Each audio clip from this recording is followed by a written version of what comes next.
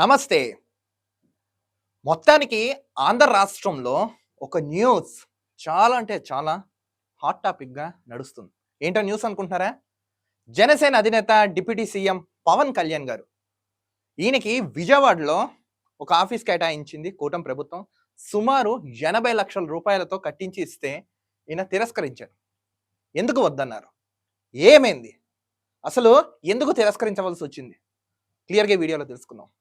జనసేన అధినేత deputy CM Pawan Kalyan Pithapuram నియోజకవర్గం నుంచి ప్రాతినిధ్యం వహించి ఆల్మోస్ట్ మంచి మెజారిటీతో గెలిచిన విషయం మనందరికీ తెలిసిందే.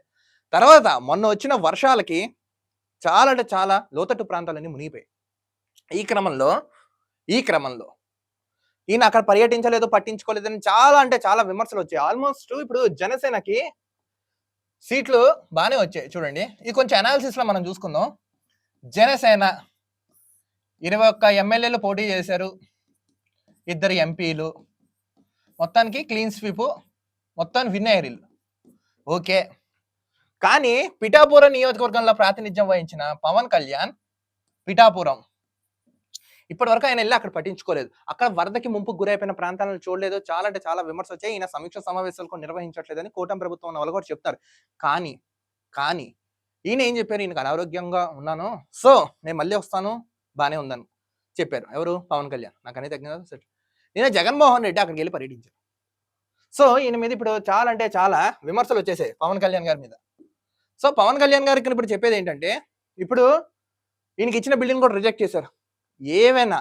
ఏవైనా లోపయుక్త కార్యక్రమాలు జరిగాయా, లేదా వాళ్ళిద్దరి మధ్యలో ఏమన్నా డిస్టర్బెన్స్ అయిందా చంద్రబాబు నాయుడికి పవన్ కళ్యాణ్కి అనే ఊహాగానాలు చాలా అంటే చాలా ఆంధ్ర రాష్ట్రంలో జనాలందరికీ అనుకుంటున్నారు.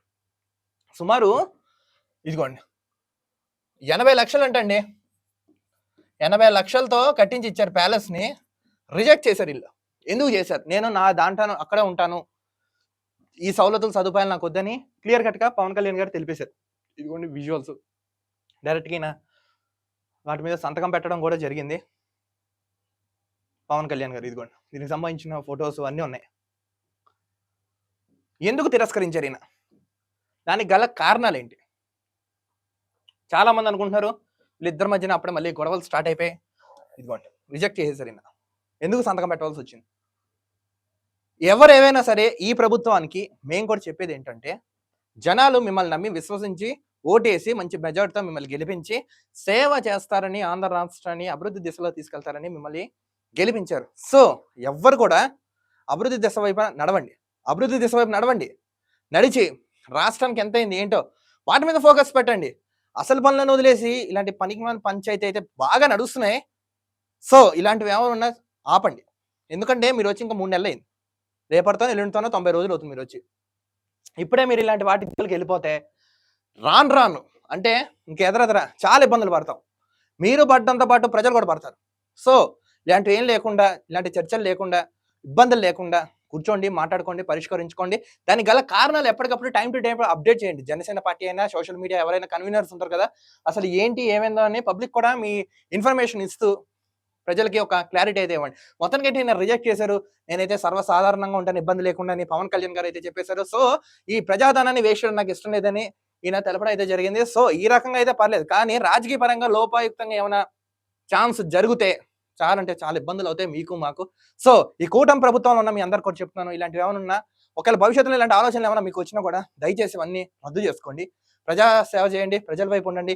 ప్రజలకి ఏది కావాలో, రాష్ట్రానికి ఏం కావాలో కేంద్రం నుంచి ఫండ్స్ తేవడం కానీ ఇలాంటివి తెచ్చి రాష్ట్రాన్ని అభివృద్ధి దిశగా తీసుకెళ్లవలసిందిగా మేము కూడా డిమాండ్ చేయడం అయితే జరుగుతుంది. సో ఇప్పుడు ఫైనల్ గా ఏంటంటే ఈయన ప్రజల్లో ఉంటాను, పబ్లిక్ సేవ చేస్తూ ఉంటారు. సో ఒకసారి రండి, పిఠాపురం ప్రాంతానికి వెళ్ళండి, అక్కడ ఏం జరిగిందో చూడండి, చర్చించండి, మాట్లాడండి. మొత్తానికి ఏంటంటే ఏమైనా నెగిటివ్ టాక్ ఏదైతే నడుస్తున్నా మొత్తం అయితే ఒక క్లారిటీ ఇవ్వాల్సిందిగా మేము కూడా అసలు ఏం జరిగింది, అక్కడ ఏం అయింది, మొత్తానికి మీరు సోషల్ మీడియా ద్వారానో లేకపోతే ఏదో ద్వారానో ప్రెస్ ద్వారానో తెలపండి. ఇలాంటి ప్రాబ్లంని ఫైనల్ గా క్లోజ్ చేసేసి రాష్ట్రాన్ని అభివృద్ధి దిశగా సహకరించండి. మీరు కూడా పని చేయండి. నెక్స్ట్ ఇలాంటి ఏవైతే ఉన్నాయో ఇలాంటి వాటికి మాత్రం దయచేసి ఎవరు మాత్రం తెరవకండి. ఎందుకంటే ప్రజలు మిమ్మల్ని నమ్మి విశ్వసించి ఓటేశారు కాబట్టి వాళ్ళ నమ్మకాన్ని బొమ్ము చేయకండి. ఈ సందర్భంగా మేము కూడా తెలుపుతున్నాం, వాళ్ళ నమ్మకాలు మాత్రం బొమ్ము చేయకండి.